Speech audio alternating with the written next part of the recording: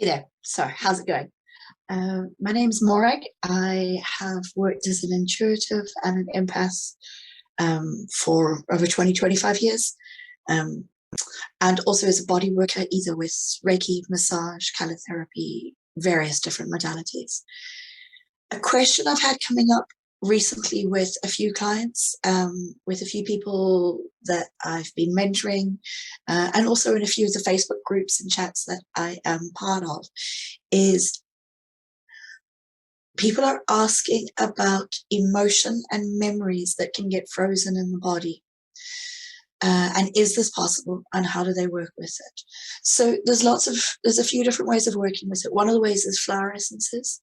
First off, yes, emotions do get frozen in the body.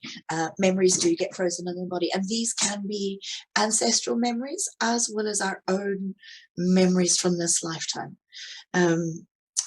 I've run various courses, various situations where, as we've been working on uncovering belief patterns or really deep levels of healing within the individual, what's happened as we've gone into the body and into the body's memories, into how the body feels. And what happens is these memories start surfacing within these people, where it's not their memory, and they know it's not their memory. It doesn't feel like it's a memory of a past life. It feels like it's a generational or an inherited trauma, and they can feel where it's held in the body. And as the emotions start coming up, as the memory starts coming up, they might get flashes of insight. They might get a sense of who it's related to and where it comes from. And quite often, the body will go into attention, and then it will start shaking. And sometimes there's involuntary movements that these people actually experience as well. I've experienced it myself. And then as they go through the memory, as they give themselves permission to come deeper into it and to come beyond it, to ask themselves what lies beyond this, those muscles, those memories, that tissue in the body begins to soften, and the memories begin to ease. And there comes up beyond that a sense of what lies beyond this. And a question I like to ask people is, what is it that your soul, or the soul of the person who was experiencing this trauma, just didn't get at the time? What was the learning? What was the opportunity for growth?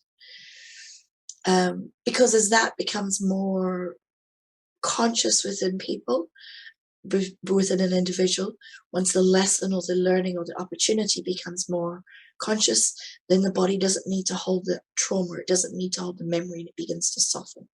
We begin to see what lies beyond the memory of the trauma. So absolutely, trauma does get stored in the body. Working with massage, you can feel it. There's areas of tension, there's areas of stress, there's areas where the body goes rigid. When I'm working over those areas, I'll see those areas flare up as bright red. And when you're consciously working with awareness, you can come into those areas, ask the body to soften with your intention, either as the patient, as the client, as yourself, the individual, or as the therapist. And simply ask yourself or the person that you're working with, what lies beyond this? What would healing look like? Now, an extremely good technique to use is the myofascial release techniques, the way it's taught by John F. Barnes in the States. Absolutely brilliant. Okay, this is not a massage technique. It is a hands on the body, softening and deepening into the body. You can do it on yourself. There are self-treatment techniques, where you simply soften into the body. And as you soften into the body, you feel where the tension is, and you soften into those areas. And again, this question of what lies beyond this restriction, what lies beyond this trauma. The body might tense up, okay? It might start to shake, all right? And again, it might be those involuntary movements that start coming up. And the body can quite often assume the position where the trauma was originally stored. The shaking is important. That tension is important. What happens is, if you were to watch a wild animal experience a trauma, one of the first things it does is it tries to run away from the scary situation. When it can't, it'll freeze. Okay. And then as it comes out of that freeze, the whole body will shake. And that shaking is the shock releasing from the body. All right. So that shaking is actually a really, really important part. Um, what's interesting to me is when I started working with bodywork techniques, so this is over 20 years ago, the people I was working with at the time used to say, when somebody's going into shock and that trauma, you want to stop them, you want to move them through. And it never felt right to me. Okay, you want to get them out the shock as quickly as possible. Never felt right to me. And a year or so of working, I started working with a different group of facilitators who said, no, when somebody is going into shock, it's good because they're shaking off the trauma. They're going through the release of the emotion experience. Don't stop them. Okay, work with them. Hold them within that space. And as a therapist, the importance of not going into fear around the fact that this person was shaking and having involuntary reactions. Very, very important. You want to hold them, hold yourself, and allow space for that to happen, to allow that shaking to happen. And once again, the myofascial release techniques are amazing.